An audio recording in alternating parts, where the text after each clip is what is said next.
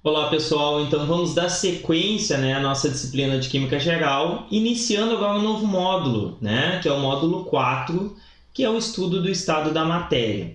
Bom, na aula de hoje, a gente vai introduzir primeiro o conceito do que seriam os estados da matéria, e na sequência a gente vai começar a trabalhar com um dos estados e depois, conforme a gente vai avançando, a gente vai vendo, Bom, vamos lá. A matéria pode estar descrita como três estados de agregação, que a gente falava de estados físicos. Por que eu estou falando de estados de agregação? Bom, uma coisa que tem que ficar bem claro é que, por exemplo, a molécula da água é H2O. Isso é uma molécula, tá? Então, é um oxigênio ligado a um hidrogênio que está ligado a outro hidrogênio. Essa entidade, ela tanto pode estar no estado físico sólido, líquido ou gasoso. Mas ela continua tendo as mesmas características, ou seja, ângulo de ligação, a forma dessa ligação, a geometria espacial, tudo está igual. Então, o que está mudando? Por que a água no estado sólido tem determinadas características, enquanto quando líquido tem outra, e gasoso ainda diferente? Isso se deve à distância intermolecular, Então, vamos imaginar que um sólido, cada uma dessas bolinhas seria representando uma molécula. Então, um sólido, eu teria várias moléculas unidas muito próximas. Então, a gente tende a imaginar que a distância intermolecular, que é diferente, porque a distância internuclear, eu estou falando da distância entre os núcleos. Dentro de uma mesma molécula, essa distância não está sendo alterada. O que está se alterando é a distância entre duas moléculas. Então, no sólido, essas moléculas estão muito próximas. No líquido, ela vai estar um pouco mais distante. E no gasoso, ela vai estar numa distância ainda maior. Por isso que quando, por exemplo, se eu estiver num sistema fechado, se eu começar a aquecer um líquido que tem ali dentro, a pressão vai aumentar. Por quê? Porque quando as moléculas começam a se agitar no líquido e elas vão ir para um estado gasoso, elas aumentam de volume. Então, a pressão interna aumenta. Por isso que, quando a gente usa uma panela de pressão, por exemplo, a abertura dela é menor do que a expansão. O que vai acontecer? Conforme eu vou aumentando a temperatura, ocorre uma expansão dos gases ali, eu tenho baixa saída de gás, diferente de uma panela aberta, Então, a pressão ali interna vai aumentar.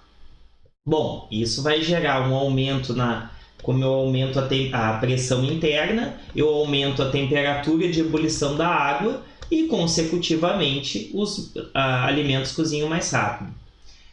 Então, o que precisa ficar claro é que a molécula não se alterou. O que está se alterando é o conjunto. Então, quando a gente vai avaliar um sólido, um líquido e um gasoso, a gente deixa de avaliar uma molécula, que tinha sido até o módulo anterior, que a gente estava estudando como se dava a formação de uma ligação, enfim, e a estrutura de uma molécula.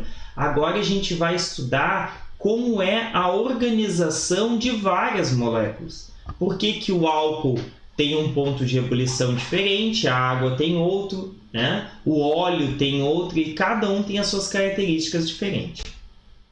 Bom, a gente pode, esses gráficos aqui, vocês estudaram bastante no ensino médio.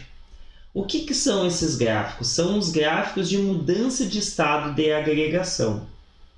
Então, aqui, como eu estou falando num sistema aberto, né, que a pressão é constante, por que a pressão é constante? Porque é a pressão atmosférica, né? Então, eu tenho aqui um estado sólido, eu aumento a temperatura, né? E o que vai acontecendo?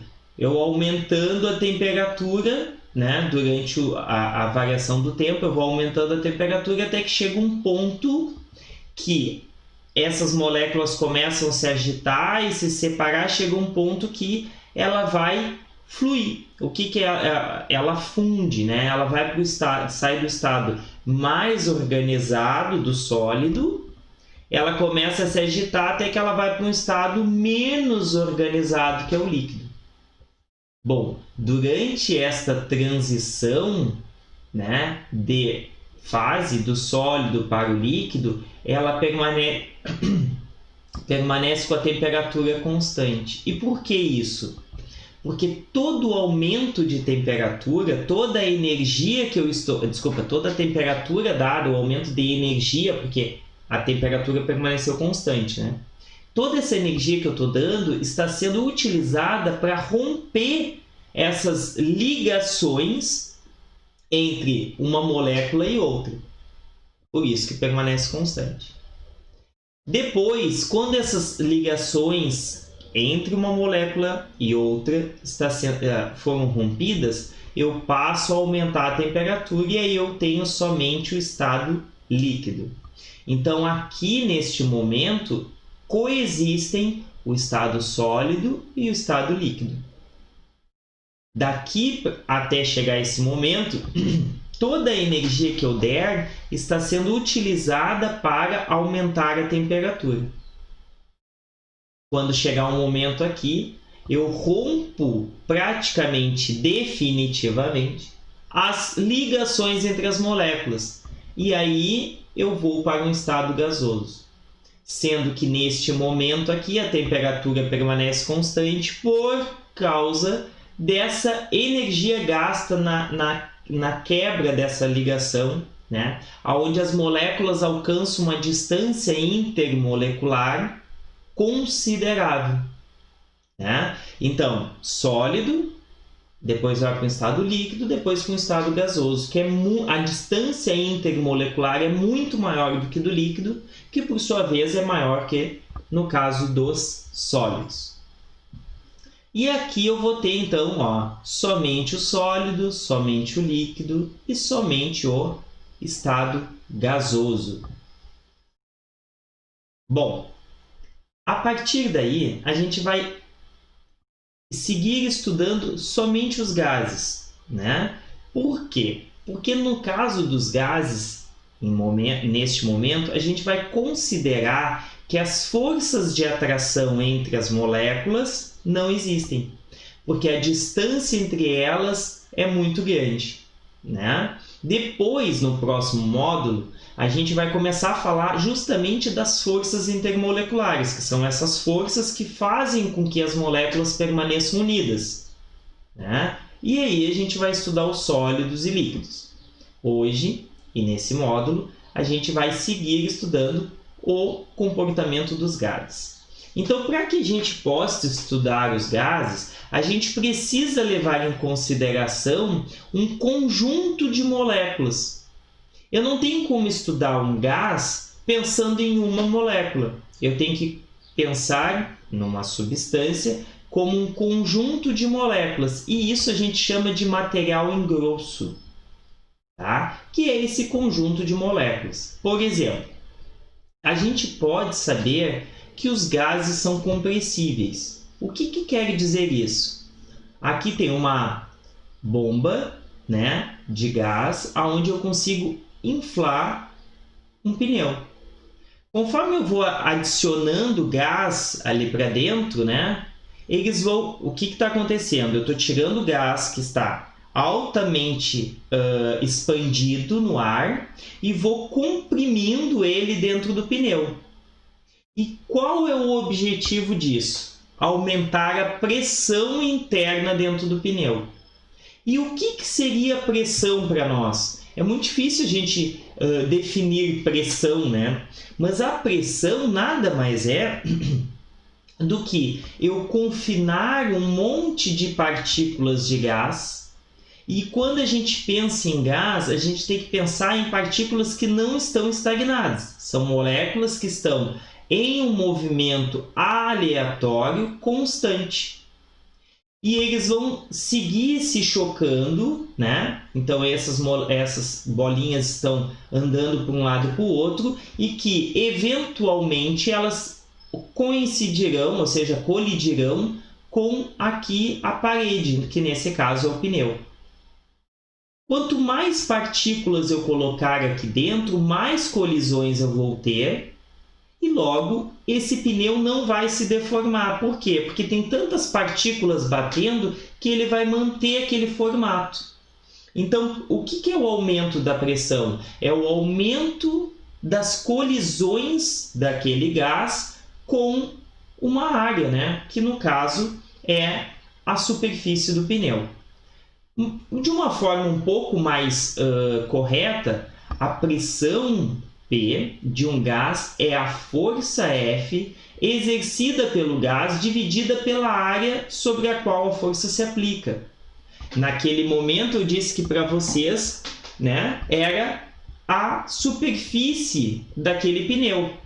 Mas vamos imaginar que eu tenho aqui, que eu tenho aqui a superfície e que as minhas partículas estão batendo nessa superfície.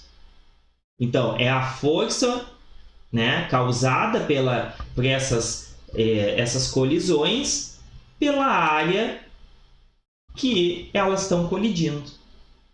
A unidade no SI, no Sistema Internacional, é o Pascal, que é quilograma por metro por segundo ao quadrado. Então, a unidade de força pela área por um determinado tempo. Então, essa aqui seria a fórmula para a pressão. Bom, como é que a gente mede a pressão? Existem duas coisas. Primeiro, o manômetro. O manômetro é aquele que tem na bomba de encher um pneu. Ele não vai dizer a pressão exata dentro do pneu. Ele diz a diferença da pressão interna com a pressão externa. Então, na verdade, o que a gente mede é a pressão interna do manômetro. Porque o que a gente faz? Quando a gente liga esse equipamento ao pneu, ele vai dizer, ele vai se igualar a pressão interna dentro do manômetro com a pressão do pneu. E aí ele vai mostrar qual é essa pressão comparada com a pressão externa. Mas levando em consideração que quando está aqui mostrando zero, não é que a pressão seja zero, é que a pressão ela é igual à pressão externa, que no caso é a pressão ambiente, né? Aquela que faz com que a gente permaneça unidos à Terra e não sigam flutuando. Tranquilo? Então, o manômetro ele mede a diferença da pressão externa com a pressão interna. Já o barômetro, que foi esse equipamento aqui desenvolvido, né? Ele mede a pressão atmosférica. Como? Então, aqui eu tenho um frasco com mercúrio. O mercúrio é um metal líquido. Dentro deste tubo aqui, eu também tenho mercúrio. E ele é selado em cima. Eu encho esse tubo e verto ele. Então, de forma que aqui eu tenho vácuo, né? Então, aqui nessa área que é maior, eu vou ter a pressão atmosférica. Por que isso daqui não verte totalmente? Né? Porque a pressão atmosférica empurra ele, está empurrando aquela superfície, fazendo com que o líquido permaneça ali. Então, uma relação da densidade, né, do mercúrio, a altura, né, que ele está aqui dentro desse tubo, e a pressão G, né, que é a pressão atmosférica, eu tenho a pressão total. Então eu tenho da gravidade, desculpa.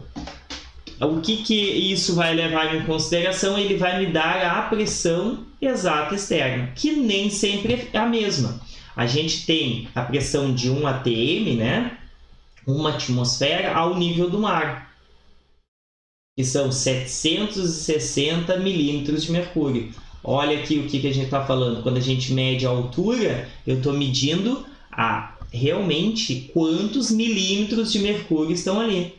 Se eu aumento para 780, eu estou aumentando a pressão externa. Então, ela empurra e o mercúrio sobe, aumenta a distância do mercúrio.